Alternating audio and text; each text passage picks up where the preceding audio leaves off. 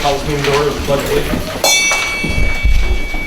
I pledge allegiance to the flag of the United States of America and to the republic for which it stands, one nation, under God, indivisible, with liberty and justice for all. Donna, you would call the roll? Marner. Here. Parker. Here. Schneider. Here. Stoops. Here. Wilson. Here. Zukas are absent. Zukas W. Here. Non-agenda item from the sidelines. Excuse me. Oh, I'm sorry. I'll make a motion to excuse the absence of Ed Roddy. Support.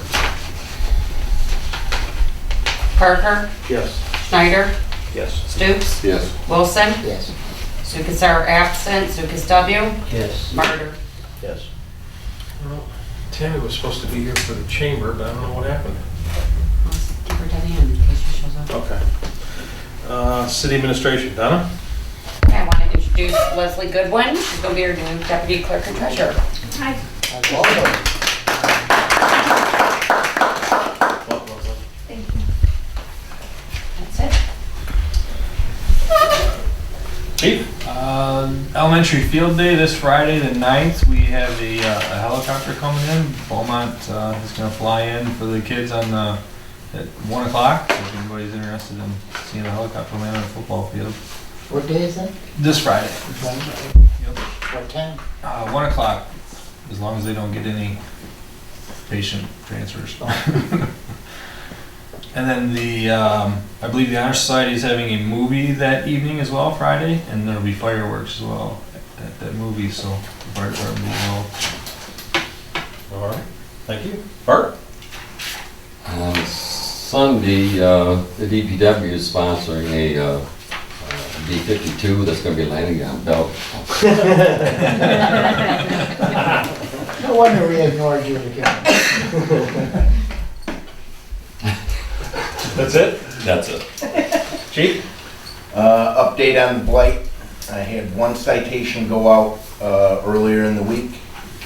Found out that the reason that I didn't hear from the guy and it's still taped to his door, he has been hospitalized. Unknown when he'll get out. However, his son called me and assured me within the next 2 weeks he will clean up the entire yard. And it will be a task, but he admitted that his father was a hoarder and that it needed to be tended to. Yellow House at the corner of Union and Boardman, they have until Friday to be completely cleared out or they will receive a citation. Other than that, I got one other letter going out for grass, need to mow the grass, and everybody has been working pretty good with me. Yeah, it looks a lot better around town as you drive around. That's it? That's it. David? Senior night is June 14th from 4 p.m. on, and we're celebrating Flag Day that day because it is Flag Day. The bands Town by the River start June 14th from 7 to 9 and go to August 9th. And every Wednesday we'll have bands out there. And jam night's going good. I got a few new musicians that are coming in every now and then to play. And we have one group that has gotten really well playing, so I'm going to have them play at River also between when the band takes a break.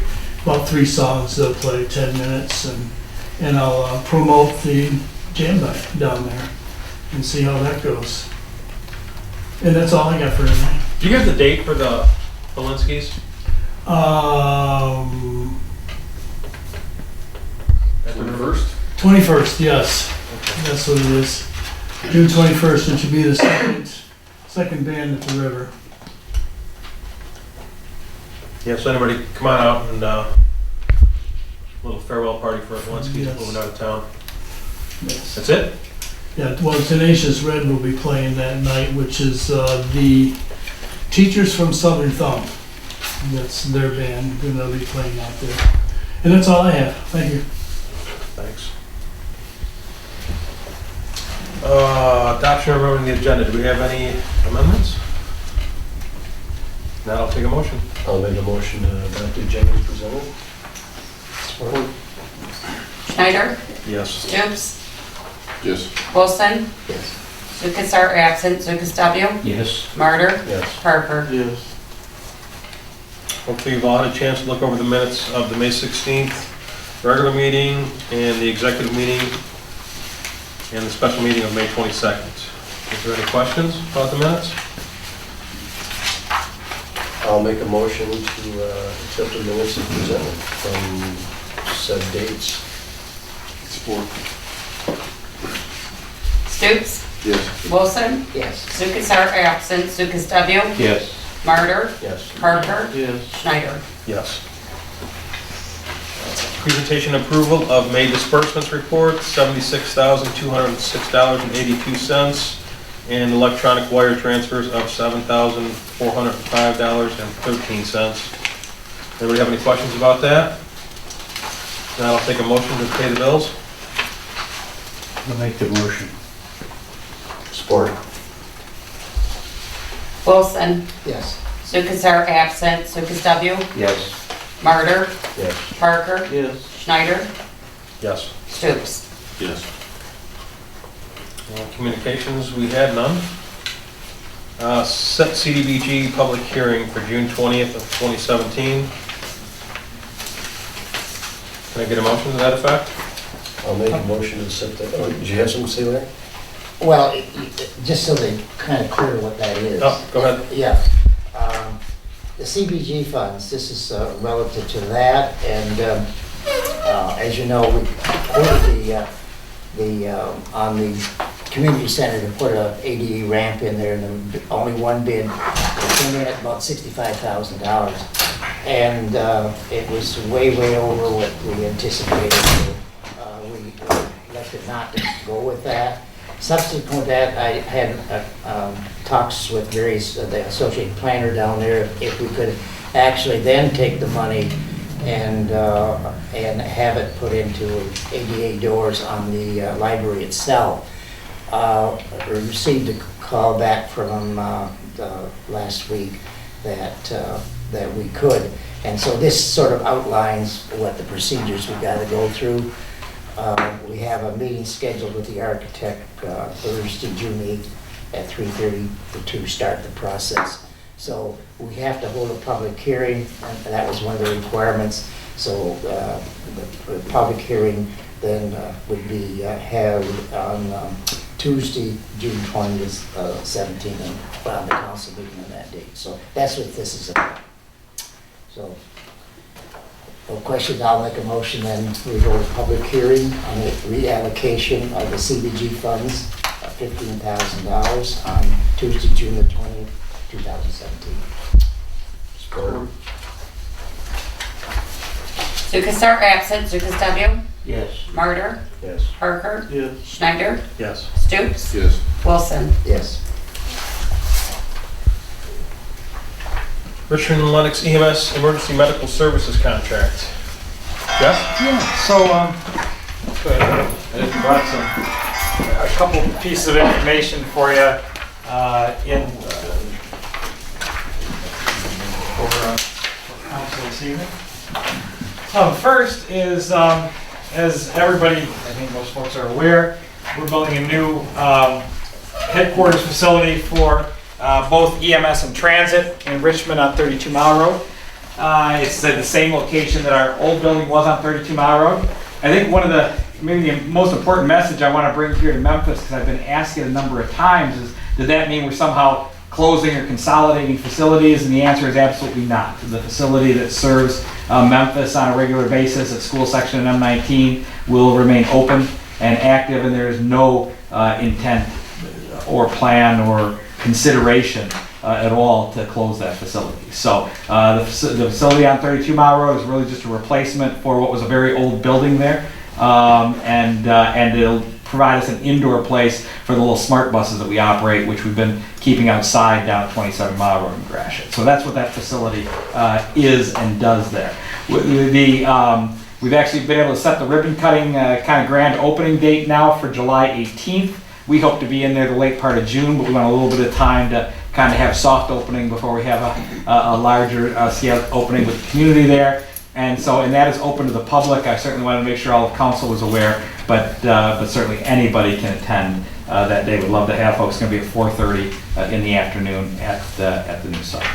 So just want to touch on that while I was here. As far as EMS goes, didn't know what order things were on your agenda tonight. So just if you go to the very back page of all those pages that I handed you, we just showed our call volume report. I send a monthly report. I know up here to the city offices, just showing the month-by-month report and response time for the EMS. Usually we're right around the 4 to 5 minute response time mark for emergency calls here within the city. And this report on the back page basically just showed you for basically 11 months plus 6 days, I guess, if you will, in June, what your call volume looks like over a year period of time. You can see, interestingly, there's some fluctuation in it. We had, our highest month of runs this past year was in October of last year when we had 15 here in the community, and then the very next month in November we had only 3. So you just, as Justin and the police chief, I'm sure will tell you, emergency medical responses or emergency responses period are just incredibly unpredictable for all of our organizations. So that just kind of gives you an overview. We did, since I think last year, we did replace the ambulance that primarily serves your community here out of the school section station. Last year, the new ambulance arrived about December. Those vehicles, brand new and equipped, are about $200,000 when they roll off the assembly line. So we made about a $200,000 investment in our operation here in the more northern area of our city. So with that, I think the contract amount is $1,800. That remains unchanged over the last. I know at least 2 years, but I think it's been a few years. Actually, I didn't go back over all the old contracts to see how long that number had been the same. But we did not change that at all this year, and we made no change to the language in the previous contract. It saves us all attorney fees if we don't decide to change a word here or there every year. That's all I have. Anybody have any questions? Can I get a motion to accept and sign this contract? I'll make that motion and we sign the emergency medical service contract with Richmond Lennox and the amount of $1,800. Support. Lukastabio, Yes. Martyr, Yes. Parker, Schneider, Yes. Dukes, Yes. Wilson, Yes. Lukasar absent. And then we have the municipal credits. The Smart credits for credits. Smart. So you received your annual contract from Smart for municipal and community credits. Credits are dollars for all intents and purposes. For those that may not recall or haven't been through this process before, those dollars come from 2 sources. One, it comes from folks who live in Macomb County pay an actual tax to Smart, not to the EMS, locally of about 1 mil is now what it is. I think it's just shy of 1 mil actually, and that's on your tax bill. It's voted on every 2 or 3 years, I think, and like I say, assessed and you pay that. There's also funds that come from Act 51 monies, which are more commonly, called road funds, but they're really transportation funds and come out of like gas tax monies, and those Smart receives as well. And so Smart they come up with some calculation to provide some of those, what they call credits or dollars, back to your community. They can only be used for the purpose of providing public transportation.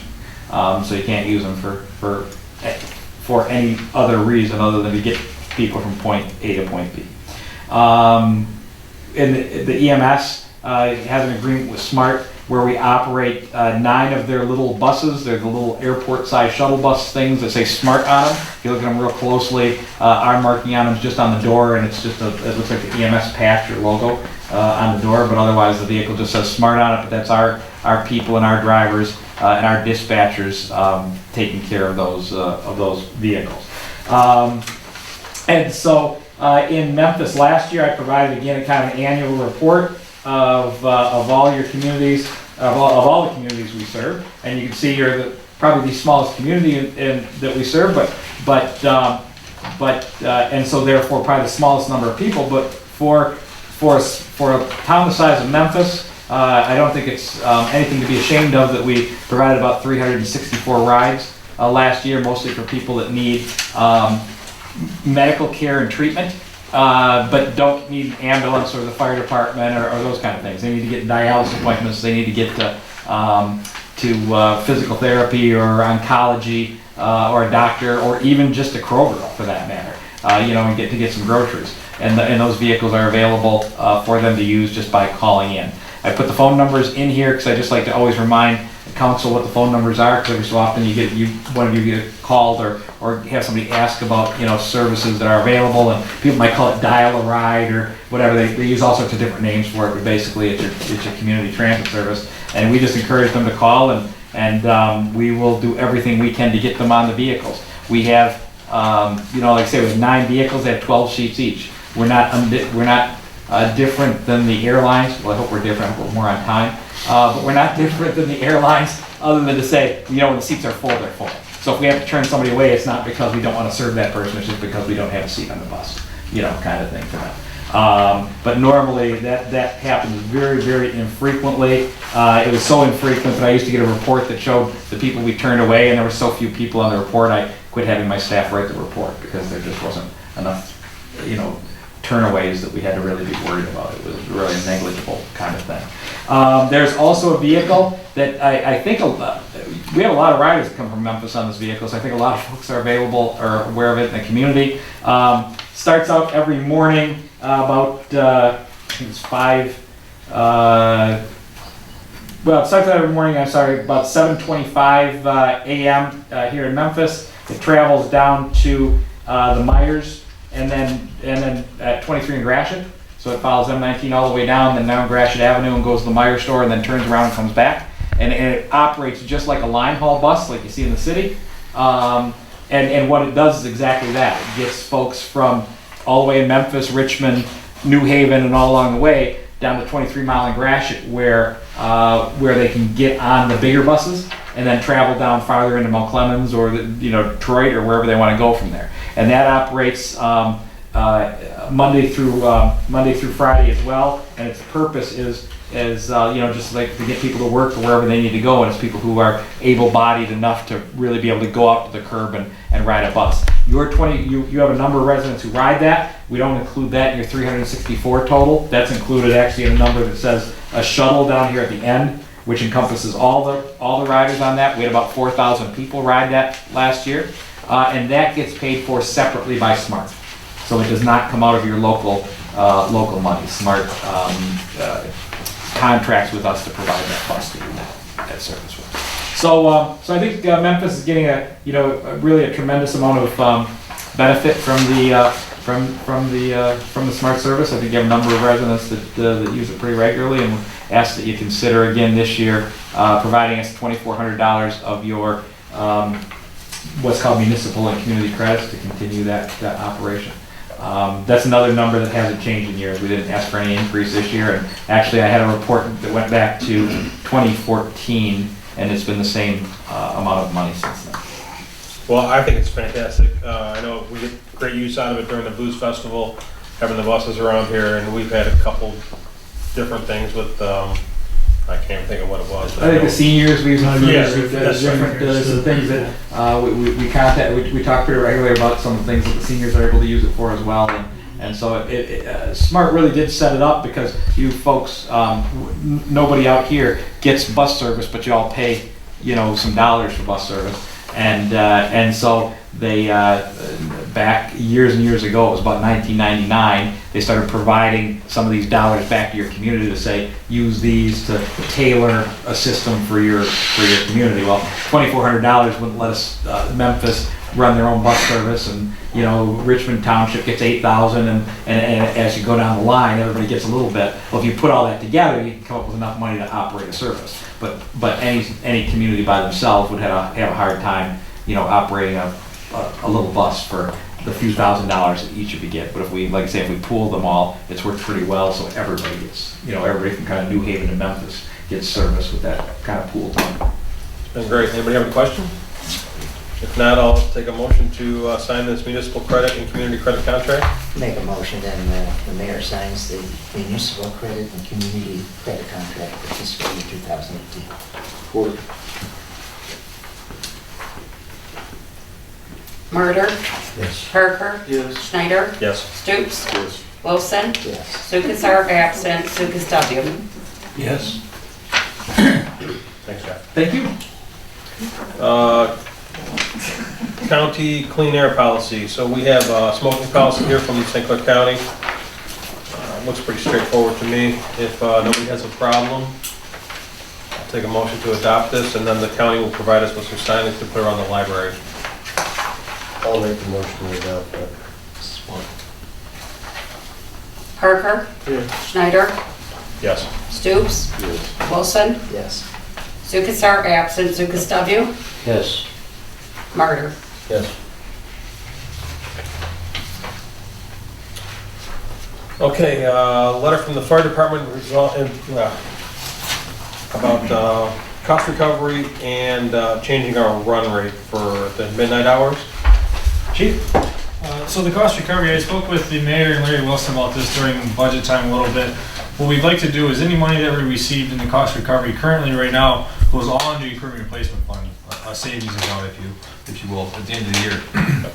That cost recovery comes from incidents we have within the city limits, a car accident, a hazmat, a gas leak, utility, something like that, which all incurs cost to operate during those incidents. So what we'd like to do is take half of the money that we receive from the cost recovery, put it into our general operating budget yearly to pay for some of those costs that we may incur during those incidents, and then the other half would go into the equipment replacement savings account, like it currently stands.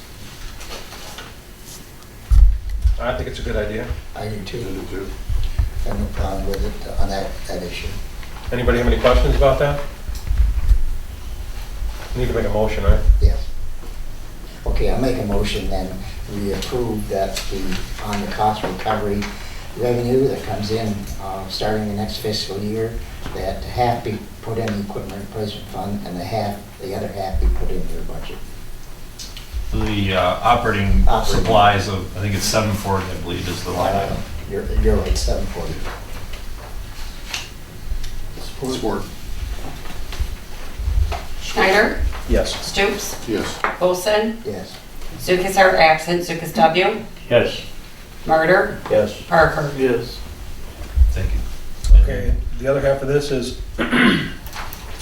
about the run rate for between the hours of 11 p.m. and 7 a.m. And I would actually like to send this to the fire committee and let them make a recommendation on it before we do anything with it. Make a motion that we put the last section to the fire committee. Support. Stoops, Yes. Wilson, Yes. Lukasar, absent, Lucas W. Yes. Murder, Yes. Parker, Yes. Schneider. Yes. Okay, from the mayor, we'll go to chamber. Tammy? Podium.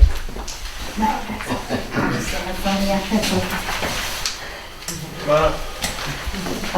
For the month of June, the Memphis Chamber of Commerce has awarded the Business of the Month to Dependable Family Lawn Care and Snow Removal. This is John and Tiffany. They approached me several months ago wanting to join the Memphis Chamber. So we adopted them into the Memphis Chamber, and since then, I've already seen, their signs out in yards and everything, so we decided to make them the Business of the Month, especially now in June, where people are needing some lawn care, get the word out on them, and I'll let them tell you a little bit about their service and what they're offering for the month of June to the residents of Memphis. We are family owned and operated. We are dedicated to helping the community. And we give a 10% discount to all first responders, veterans, military, and senior citizens. And for the month of June, we are running a special of $10 off the first lawn service for all new customers. Awesome. And how long have you been in business? About 2 years. about 2 years now. It's our first major year, so. Okay, awesome. So they also do lawn care and snow removal, so On call 24/7. awesome. So we welcome you to the Memphis Chamber family, and I want to present you with this award, and we'll get your information out on the sign and get the word out. So thank you so much. Thank you. Thank you. Thanks.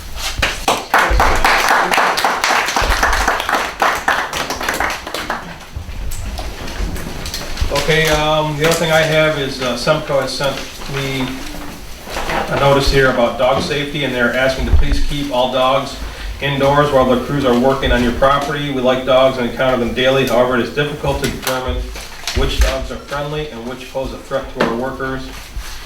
So they are please asking you to keep your dogs in your yard or in your house if they're actually coming to work on your property. I think everybody's pretty much been contacted ahead of time. I know they did contact me, and I know it's been kind of a pain this summer, but they seem to be moving along, and we haven't had any major incidences so far. And that's all I have. Kurt? Nothing for me? Larry? Nothing? Nothing. Let's go over. Bill? Did I get a motion? Motion to adjourn. Thank you. Today. Change your mind, Bill?